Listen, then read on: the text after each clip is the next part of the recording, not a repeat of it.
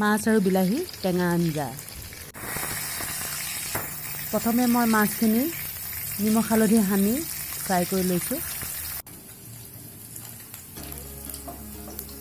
তেল গৰম হ'লত পিঁয়াজ দিছোঁ।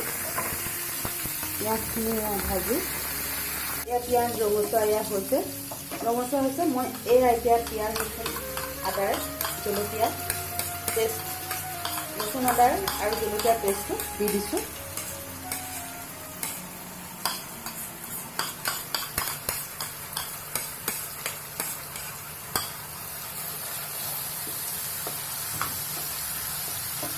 এয়া ভাজি আছোঁ। এয়া ৰচুন আদা পিঁয়াজ জলকীয়া মিলাই পেলাই এয়া ভাজি দিছোঁ।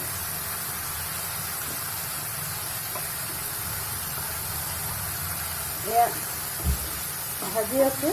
আপোনাৰ দেখিব মছলাটো ভাজ খোৱাৰ পিছত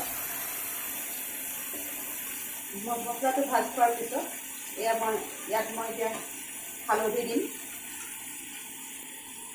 হালধি 1 চামুচ দিম। এয়া অলপ জিৰা গুড়ি, আধা চামুচ জিৰা গুড়ি, আধা চামুচ জিৰা গুড়ি আৰু কালাৰটোৰ কাৰণে অকণমান কালাৰটো ধুনীয়া আহিবলৈ অকণমান জলকীয়া গুড়ি, 1 চামুচ জলকীয়া গুড়ি।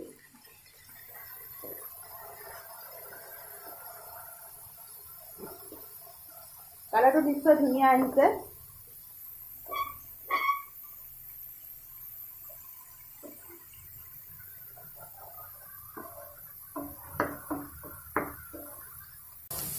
ৰঙচুৱা হৈ গৈছে দেখিছে।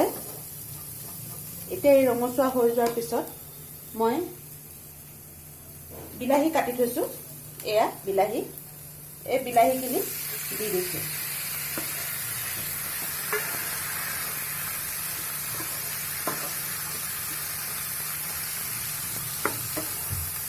এয়া বিলাহী দিছোঁ। দিয়াৰ পিছত সোৱাদ অনুসৰি আপোনালোকৰ সোৱাদ অনুসৰি নিমখটো দিব। সোৱাদ অনুসৰি মই নিমখ দিছোঁ।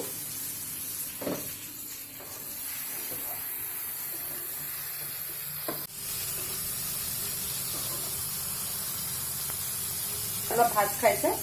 ভাজ খোৱাৰ পিছত মই এই মাছকেইপিচ ইয়াত দি দিছোঁ।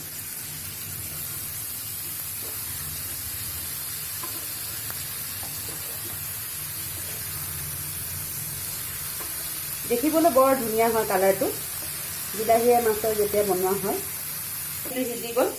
এতিয়া মই ইয়াত পানী দি দিলোঁ।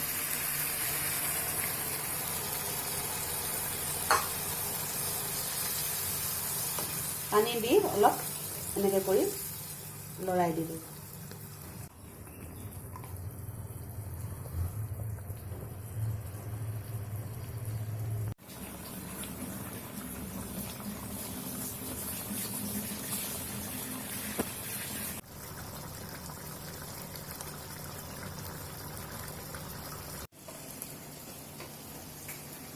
বিলাহী সিজিলে, মাছো সিজিলে।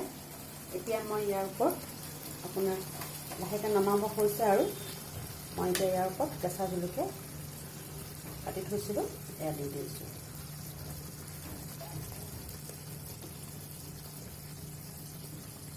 কেঁচা জলকীয়া দি 5 মিনিট সময় ৰাখি আপুনি গেছটো অফ কৰি দিব পাৰে।